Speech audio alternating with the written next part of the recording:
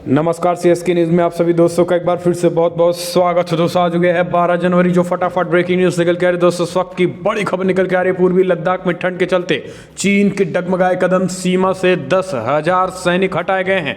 बड़ी खबर निकल के आ रही है। ठंड से पीछे हटा चीन, 10,000 सैनिकों को वापस बुलाया है।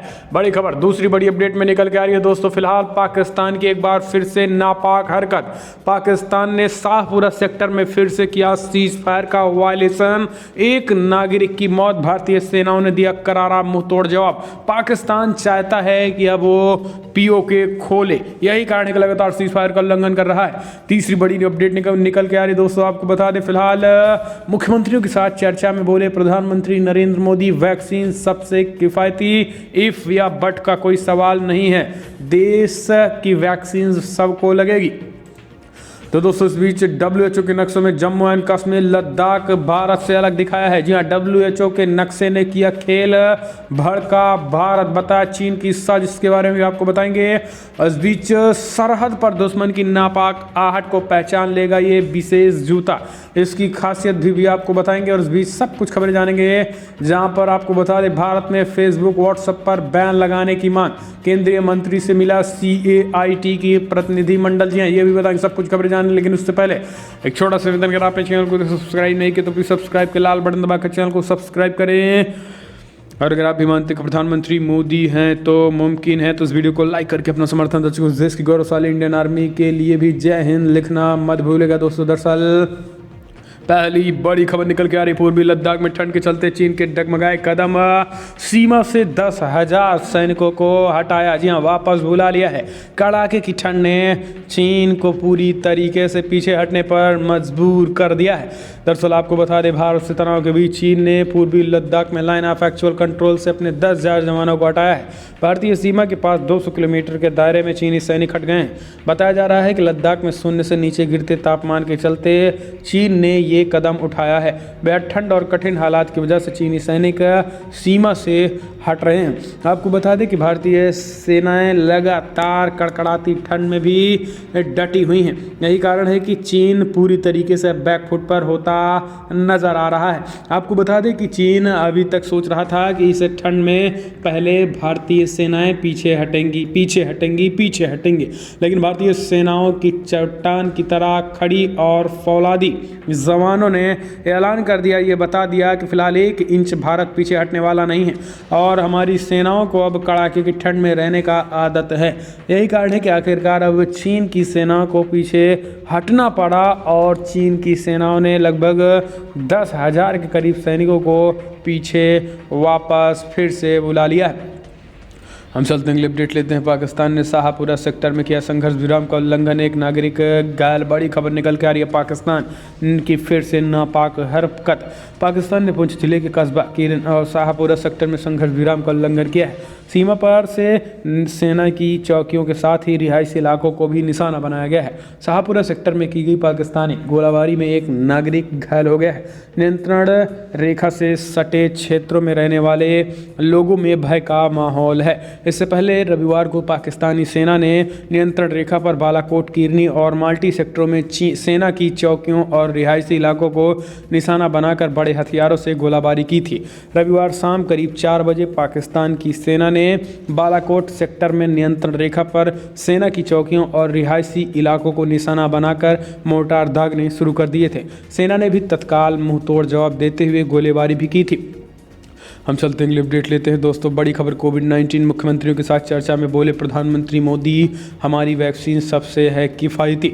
लंबे समय से पूरी दुनिया के लिए संकट का सबब बनी कोरोना वायरस महामारी के खिलाफ देश में 16 जनवरी से शुरू हो रहे टीकाकरण अभियान को लेकर तैयारियां लगातार जारी हैं। इसे लेकर प्रधानमंत्री नरेंद्र मोदी ने सोमवार को देश के सभी राज्यों के मुख्यमंत्रियों के साथ चर्चा की है। इस दौरान प्रधानमंत्री मोदी देश ने विभिन्न राज्यों में कोरोना वायरस महामारी की स्थिति पर चर्चा भी की है और टीकाकरण को लेकर उनकी तैयारियों का जायजा भी लिया है। आपको बता दें कि भारत की औषधि नियामक ने 2 वैक्सीन कोविशील्ड और कोवैक्सीन को आपात उपयोग की अनुमति भी दे दी है। उन्होंने कहा है कि देश के औषधि नियामक की ओर से जिन 2 कोरोना वायरस वैक्सीनों को आपात उपयोग की अनुमति दी गई है वो दोनों मेड इन इंडिया हैं। उन्होंने कहा है कि 4 और वैक्सीन पर भी काम चल रहा है। हम चलते हैं, अपडेट लेते हैं। भारत में फेसबुक व्हाट्सएप पर बैन लगाने की मांग, केंद्रीय मंत्री से मिला CAIT का प्रतिनिधिमंडल। दरअसल खुदरा कारोबारियों के संगठन कैट ने सरकार से व्हाट्सएप और उनकी मूल कंपनी फेसबुक के ऊपर रोक लगाने की मांग की है। संगठन ने सूचना एवं प्रौद्योगिकी मंत्री रविशंकर प्रसाद को पत्र लिखकर ये मांग की है। Confederation of all India traders ने व्हाट्सएप की नई निजता नीति पर चिंता जाहिर करते हुए कहा है कि उसे व्हाट्सएप इसे लागू करने से रोका जाना चाहिए या फिर उस पर पूरी तरीके से रोक लगा दी जानी चाहिए। कैट ने सूचना प्रौद्योगिकी मंत्री रविशंकर प्रसाद को लिखे पत्र में कहा है कि सरकार को या तो व्हाट्सएप को नई नीति लागू करने से रोकना चाहिए या फिर व्हाट्सएप के ऊपर रोक लगानी चाहिए। तो दोस्तों, ये व्हाट्सएप और फेसबुक को लेकर ये नई तरीके की सरकार से मिलना व्यापारियों का अपने आप में चिंता का विषय हो सकता है उन लोगों के लिए। हम चलते हैं अगले अपडेट। WHO के नक्शे में जम्मू एंड कश्मीर लद्दाख है भारत से अलग। जी हाँ, भड़के प्रवासी बोले इसके पीछे चीन का है हाथ। दरअसल WHO वर्ल्ड हेल्थ ऑर्गेनाइजेशन ने अपने एक नक्शे में जम्मू और कश्मीर के साथ लद्दाख को भारत से अलग दर्शाया है। ये कलर कोडेड मैप WHO की आधिकारिक वेबसाइट पर उपलब्ध है। भारतीय हिस्सा इसमें नीले रंग से दिखाया गया है, जबकि जम्मू और कश्मीर व लद्दाख को ये कलर से चिन्हित किया गया है। वैश्विक संस्था के इस मैप को लेकर ब्रिटेन में भारतीय प्रवासियों में खासी नाराजगी देखने को मिल रही है।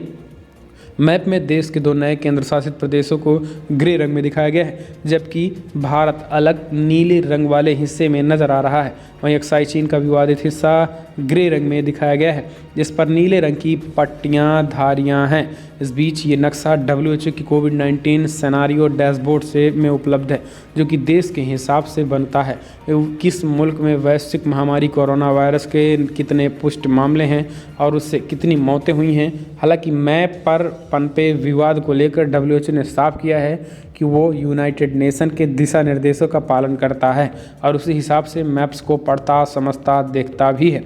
चीन हो सकता है इसके पीछे। दरअसल आपको बता दें कि लंदन के लोगों ने कहा है कि फिलहाल भारतीय मूल के लोगों ने कहा है कि इसके पीछे चीन की होने की साजिश दिखाई दी है। हालांकि भारत के विदेश मंत्रालय ने स्वीकारी नाराजगी जाहिर की है।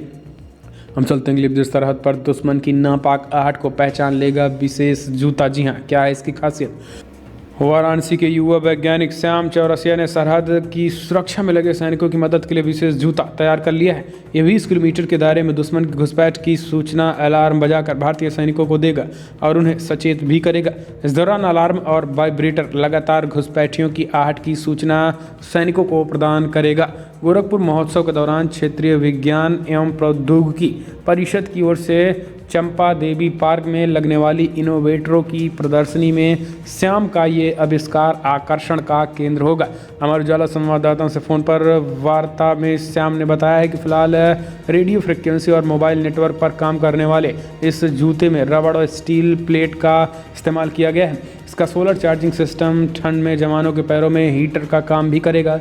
श्याम ने बताया है कि लेज़र ह्यूमन सेंसर की रेंज में जैसे ही कोई हलचल होगी या लेज़र सेंसर ब्रेक होता है तो इस सेंसर की एक्टिवेट हो जाएगा और जूते में लगे रेडियो सर्किट को एक सिग्नल मिल जाता है। ये जूतों में लगे अलार्म और लाइट को एक्टिव कर देता है, जिससे सरहद पर तैनात सैनिक अलर्ट हो जाएंगे। तो ये एक तरीके का अनोखा शूज़ है। हम चलते हैं अपडेट लेते हैं दोस्तों। बड़ी खबर निकल के आ रही है, आपको बता दें नेपाल के प्रधानमंत्री KP शर्मा ओली का फिर से विवादित बयान। कहा वापस भारत से लेंगे काला पानी, लिपुलेख और लिम्पी अधूरा।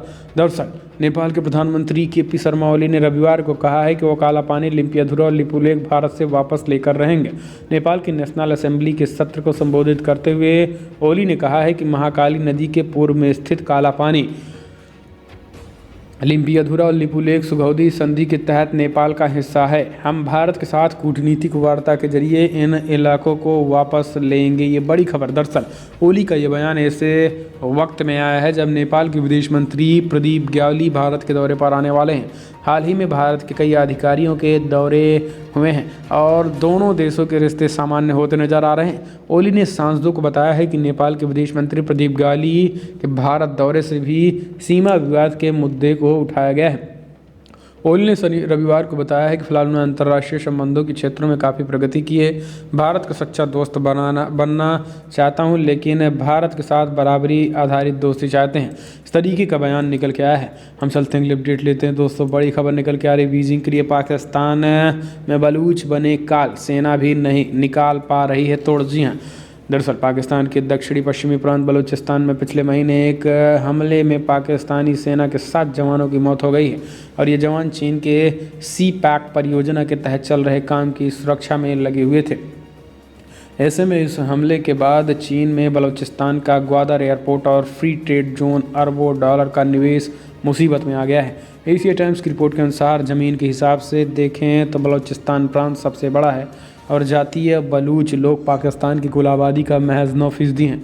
ऐसे में पिछले कई दशक से बलूचिस्तान में बलूच विद्रोही सक्रिय रहे हैं। उनका आपस में भी विभाजन रहा है और पश्तूनों के साथ उनकी प्रतिस्पर्धा भी रही है। यही नहीं, पाकिस्तान की सियासत और सत्ता कब्जा करने वाले पंजाबियों से भी बलूचों का संघर्ष होता रहा है। ये बड़ी खबर।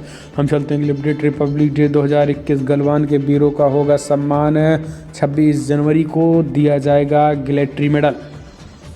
चीन से सीमा विवाद के चलते पिछले 15 जून को पूर्वी लद्दाख के गलवान घाटी में हुई हिंसक झड़प में भारत के 20 जवान शहीद हो गए थे। चीनी सैनिक भारतीय सीमा में घुसकर कब्जा करने की कोशिश कर रहे थे, जिन्हें भारतीय सैनिकों ने मुंहतोड़ जवाब देकर पीछे हटने को मजबूर कर दिया है। चीनी सैनिक को पीछे हटाने के दौरान हुई हिंसा में 16 बिहार बटालियन के कर्नल पी संतोष बाबू समेत 5 भारतीय जवान शहीद हो गए थे। इन शहीदों को इस वर्ष गणतंत्र दिवस पर गिलेट्री मेडल से सम्मानित किया जाएगा। ये बड़ी खबर है, ये एक सम्मानित करने वाली खबर है सैनिकों को। हम चलते हैं अपडेट लेते हैं दोस्तों। बड़ी खबर निकल के आ रही बंगाल बीजेपी के शुभेंदु अधिकारी के रोड शो में टीएमसी झंडे वाली गाड़ी पर बरसे डंडे। दरअसल आपको बता दें दोस्तों, पश्चिम बंगाल के पूर्वी और पश्चिमी मेदिनीपुर जिले के विभिन्न इलाकों में रविवार सत्तारूढ़ टीएमसी और भाजपा समर्थकों के बीच झड़प हो गई, जिनमें कुछ लोग घायल हो गए हैं। दोनों दलों के सूत्रों ने जानकारी दी। इस बीच भाजपा नेता शुभेंदु अधिकारी के पुरुलिया रोड शो में टीएमसी झंडे वाली कार पर नजर आने पर भगवा दल के कार्यकर्ताओं ने वाहन पर जमकर डंडे बरसा दिए। घटना का वीडियो भी सामने आया है। वीडियो में भाजपा कार्यकर्ता काफिले में टीएमसी झंडे वाली कार देखकर नाराज हो गए। इसके बाद दर्जनों लोगों ने वाहन पर डंडे बरसा दिए। बाद में अधिकारी ने कहा कि टीएमसी कार्यकर्ताओं ने उनकी पार्टी के कार्यकर्ताओं पर हमला किया है। उन्होंने कहा है कि फिलहाल इस तरीके के हमले से भाजपा की ताकत बढ़ेगी।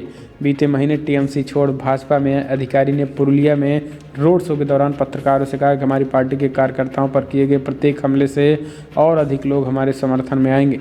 हम चलते हैं अपडेट लेते हैं दोस्तों। बड़ी खबर निकल के आ रही है, बिग ब्रेकिंग। यहाँ पे आपको बता दें, आरबीआई ने चिताया बढ़ता एनपीए अर्थव्यवस्था के लिए हो सकता है खतरा।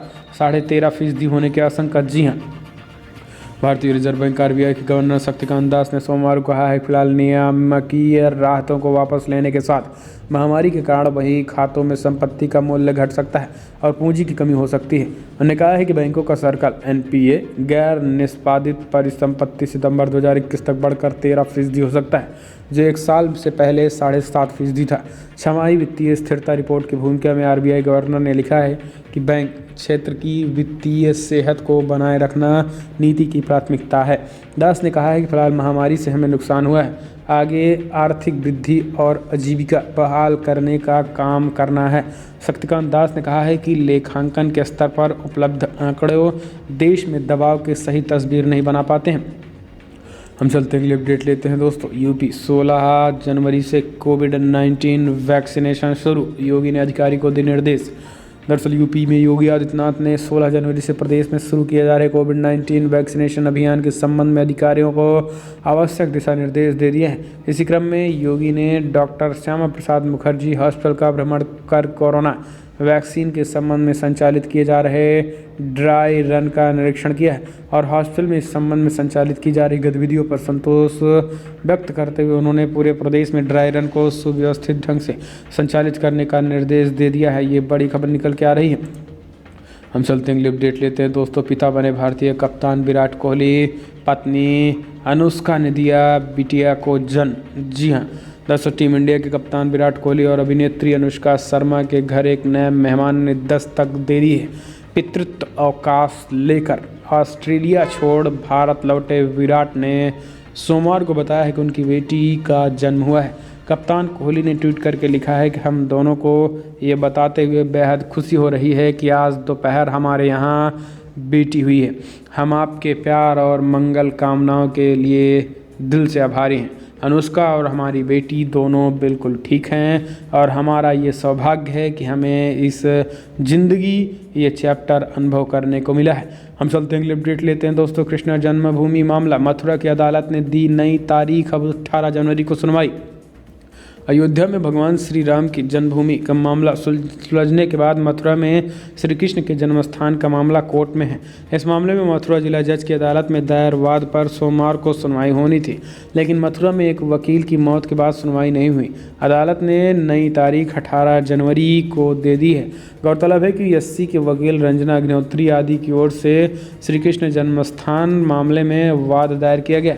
पिछले दिनों सुनवाई के दौरान शाही मस्जिद ईदगाह कमेटी ने वाद को चलने लायक न बताते हुए इसे खारिज करने की मांग की थी। शाही मस्जिद ईदगाह कमेटी की ओर से दाखिल आपत्ति पर का भी निस्तारण होगा। हम चलते हैं, अपडेट लेते हैं दोस्तों। बड़ी खबर निकल के आ रही है। सीरम संस्थान को भारत सरकार से मिला कोरोना वैक्सीन का ऑर्डर। जी हाँ, एक डोज 200 रुपये का मिलेगा।